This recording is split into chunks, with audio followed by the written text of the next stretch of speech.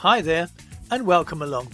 In this video I'm taking a look at a couple of standard cinema designs created by architect J. Owen Bond of Norwich.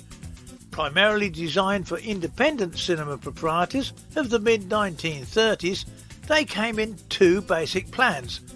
We will also look at the larger cinemas he designed in other parts of the UK. So we better get going. John Owen Bond was born in Chelmsford, Essex in 1877. He established his own architectural practice in Norwich. He subsequently formed a partnership with his sons, James Owen Bond and Robert Owen Bond, as J. Owen Bond and Sons, later the Owen Bond Partnership. I think the Bond we are interested in is probably James Owen Bond, though I'll stand corrected if anybody knows any different. So before we start on those designs for the smaller independent operators, let's have a look at those J. Owen Bond designed large cinemas that he did for various operators, including the Granada, later to be the ABC Harrow, Middlesex. That boasted 1,900 seats. The building was Grade 2 listed in 1988, and as far as I can tell, it still stands. The Ritz ABC Warrington, Cheshire, which had 1,928 seats. This building, sadly, has been demolished. The ABC Cannon, Norwich in Norfolk. That one had 1,800 seats. This one was a collaboration between J. Owen Bond and G. Duncan Fitt. The building still stands. The Carlton Cinema, Norwich in Norfolk, later to be renamed the Gaumont, that had 1,920 seats, alas, now demolished. The State Cinema in Grantham, Lincolnshire, later to become the Granada, boasted 1,400 seats. The Odeon, North Watford in London. This had 1,394 seats but never had first-run films. Sadly, that one is demolished. The Gaumont, Watford, originally to be the capital, but taken over by the Hyams brothers and renamed Gaumont prior to its opening. Upon closure of the Odeon, North Watford, it was renamed Odeon. The Regal in Chesterfield in Derbyshire.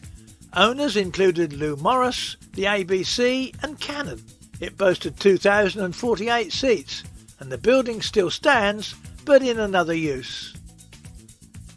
The cinema of J. Owen Bond that survives to this day as a cinema is the Ritz in Bridgnorth. Originally a 1,200-seater, it became the Majestic. Was owned over time by others including ABC, Lou Morris and the Star Group. It's now a real cinema boasting 3 screens, seating 500 in the former stalls, and the balcony divided into 2 86-seat screens. So now let's look at those J. Owen Bond cinemas in East Anglia.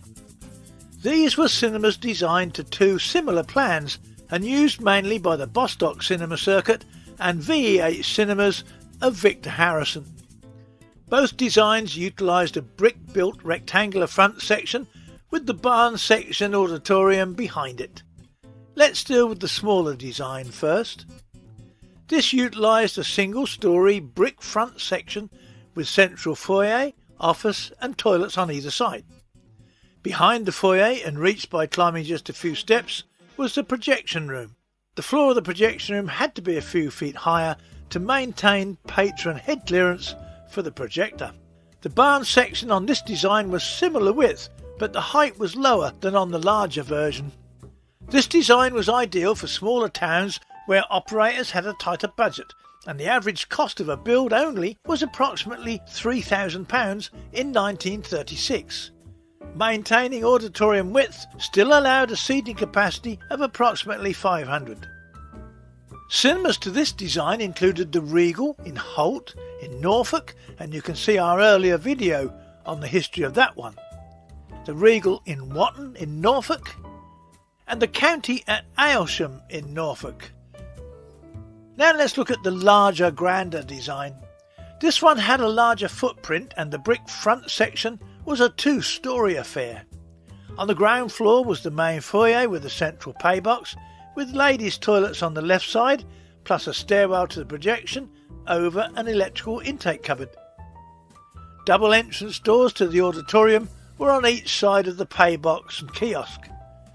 The right-hand side of the foyer originally contained the manager's office and the gents' loo.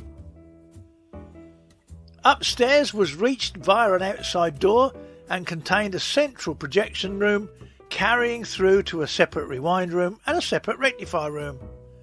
On the left-hand side at the top of the stairs, a door led to the projectionist's work or restroom and the emergency lighting battery room. Then a metal stairs to a roof hatch gave way to a flat roof that joined the apex of the main auditorium roof. There was a tiny hatch in the apex wall to allow access to the roof void over the auditorium. Cinemas in this larger style could be brought in for around £5,000 in 1936. Cinemas built to this plan included Victor Harrison's Regal in Walton-on-the-Naze, Essex, which was his hometown. This cinema was never very successful though, changing hands a couple of times, and was demolished in 1960 and replaced by a Woolworths store. Harrison also owned the Kino Cinema in Walton-on-the-Naze. It still stands as a seaside slot palace. The Regal, later renamed the Comet, in Mildenhall, Suffolk, after the de Havilland Comet plane that flew from nearby Mildenhall Air Base on its record-breaking run. That cinema is now demolished. In its place, a Jehovah's Witness Kingdom Hall. The Ritz at 45 Dereham Road, Norwich, which VH Cinemas used as an office address. This one seated 678 and was closed in 1960. The Regal in Stowmarket, Suffolk, where I spent many happy years as man and boy.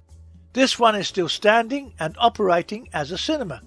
It recently had a £3.7 million reinventing spend, adding 2 extra screens and a large coffee shop in addition to the original footprint. Sadly, despite my protestations, it resulted in much of the original Art Deco style being completely destroyed to increase the size of the foyer to modern multiplex standards, including that lovely sales kiosk, which the council only retained as a nondescript counter. Ironically, the cafe area is called the 1936 Cafe, though little of 1936 Art Deco remains. Now, prior to the refurb, this Regal utilised a rather grand ceiling light fitting section that was employed in other cinemas by J. Owen Bond for Odeon, including the Odeon North Watford.